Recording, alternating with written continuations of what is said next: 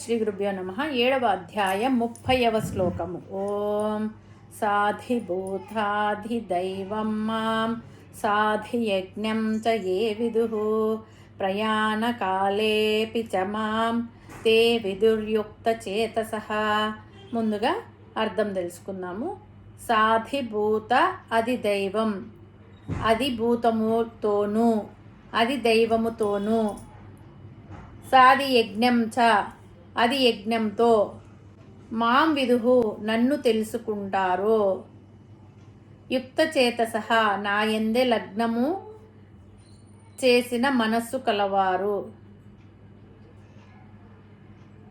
ప్రయాణకాలే అపిచ మరణ సమయమునందు కూడా, మాం విదుహు నన్నే తెలుసుకుంటారు.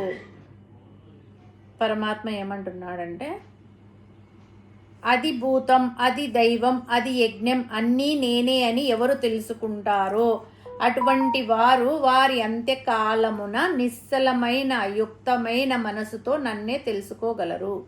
ఇది అధ్యాయంలో చివరి శ్లోకము. ఇందులో ఇప్పటి వరకు చెప్పబడిన 3 అంశాల గురించి ప్రస్తావించాడు పరమాత్మ. అవే అది భూతం, అది దైవం, అది యజ్ఞం. ఈ 3 పరమాత్మలో ఉన్నాయి. ఈ 3 గురించి తెలుసుకున్న సాధకులు అవసాన సమయంలో నిలకడ కలిగిన మనస్సుతో నా గురించి తెలుసుకుంటారు, నన్నే స్మరిస్తారు, నన్నే ధ్యానిస్తారు. ఈ 3 గురించి పరమాత్మ రాబోయే అధ్యాయంలో అంటే 8వ అధ్యాయంలో వివరిస్తారు. ఇటువంటి సాధకుడు అవసాన దశలో ప్రాపంచిక విషయాల గురించి ఆలోచించకుండా పరమాత్మ గురించి ఆలోచిస్తాడు, పరమాత్మను తెలుసుకుంటాడు. అవసాన కాలంలో పరమాత్మను ధ్యానించాలంటే ఒకేసారిగా అయ్యేది కాదు. ఎల్లప్పుడూ నిరంతరము పరమాత్మను ధ్యానిస్తుంటే అవసాన దశలో కూడా పరమాత్మ యందు మనసు నిలకడగా ఉంటుంది. ఈ లోకమంతా బ్రహ్మమయమని తెలుసుకుంటాడు. మరి ఆ స్థితికి చేరుకోవాలంటే యుక్తచేతసః మనస్సును నిగ్రహించాలి, మనస్సును జయించాలి, మనస్సును ఆత్మలో నిలపాలి. ప్రాణం పోయేటప్పుడు కూడా ప్రాపంచిక విషయాల మీద దృష్టి ఉంటే పరమాత్మ గురించి ఆలోచించే అవకాశమే లేదు. కాబట్టి మనోనిగ్రహం ముఖ్యం. ఆరోగ్యం బాగా ఉన్నప్పుడే, దేహంలో శక్తి ఉన్నప్పుడే సమస్త సాధనలు చేయాలి. ఆత్మను అనుసంధానం చేయాలి. ఎప్పుడో చేద్దాంలే అని అనుకోకూడదు.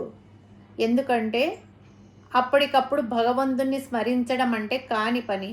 అప్పుడు పరిస్థితి ఎలా ఉంటుందో, కనీసం భగవన్నామస్మరణ చేయడానికి కూడా వీలు పడుతుందో లేదో, మనసులో తలుచుకోవడానికి కూడా వీలు లేని పరిస్థితిలో ఉంటామేమో. ఊరికి వెళ్దామంటే ముందే అన్నీ సర్దుకుంటాం కదా. అలాగే మన చివరి ప్రయాణానికి ఇప్పటి నుండే సిద్ధం కావాలి. యవ్వనం నుండి సిద్ధమైతే ఇంకా మంచిది. ఇక్కడ ఇంకొక విషయం చెప్పాడు పరమాత్మ. జీవిత కాలంలో నన్ను ఎవరు బాగా తెలుసుకుంటారో వారే అంత్యకాలంలో నన్ను బాగా తెలుసుకుంటారు. అంటే జీవితకాలమంతా భగవన్నామస్మరణ చేయాలి అని పరమాత్మ బోధిస్తున్నాడు. కాబట్టి అంత్యకాలంలో ఒకసారి నారాయణ అంటే మోక్షం వస్తుందనేది ఉత్తమాట. ఆధ్యాత్మిక రంగంలో సోమరితనానికి చోటు లేదు. జీవితమంతా వ్యర్థంగా గడిపి అవసాన దశలో భగవన్నామస్మరణ చేసినంత మాత్రాన ముక్తి వస్తుంది అని అనడం సోమరితనాన్ని ప్రోత్సహించడమే. కాబట్టి అందరూ జీవితకాలంలో భగవంతుని గురించి ధ్యానించాలి, పూజించాలి, స్మరించాలి, ఆరాధించాలి. ఆ అలవాటే చివరి దశలో కూడా వస్తుంది. చాలామంది ముసలితనం వచ్చాక దేవుడి గురించి ఆలోచిద్దాం అని అనుకుంటారు. కానీ పరమాత్మ ఇక్కడ ఒక విషయం చెప్పాడు.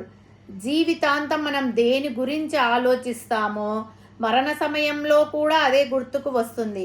కాబట్టి మనస్సును ప్రశాంతంగా స్థిరంగా ఉంచుకునే ప్రయత్నం ఇప్పటి నుంచే మొదలు పెట్టాలి. మరణం అనేది ప్రతి ఒక్కరికి ఒక పెద్ద భయం. కానీ ఈ శ్లోకము ఆ భయాన్ని పోగొడుతుంది. మన జీవితం మొత్తం భగవత్ అర్పితంగా జీవిస్తే అంతిమ ప్రయాణ సమయం కూడా ప్రశాంతంగా దివ్యంగా మారుతుందని ఈ శ్లోకం మనకు ధైర్యాన్ని ఇస్తుంది. జీవితంలో ప్రతి అనుభవాన్ని, ప్రతి బాధ్యతను భగవత్ స్వరూపంగా భావిస్తూ స్థిరచిత్తంతో బ్రతకడమే ఈ శ్లోకం మనకు ఇచ్చే జీవన సూత్రం. దీనితో ఈ అధ్యాయం ముగుస్తుంది. తర్వాతి అధ్యాయం అక్షర పరబ్రహ్మ యోగం. ఈ శ్లోకంలో వచ్చిన అది భూతం, అది దైవం, అది యజ్ఞం, కర్మచాకిలం వీటి గురించి వివరంగా పరమాత్మ వివరిస్తారు.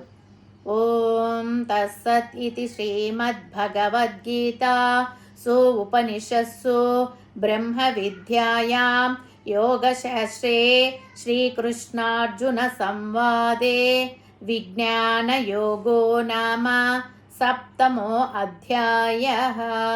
హరి ఓం తస్సత్.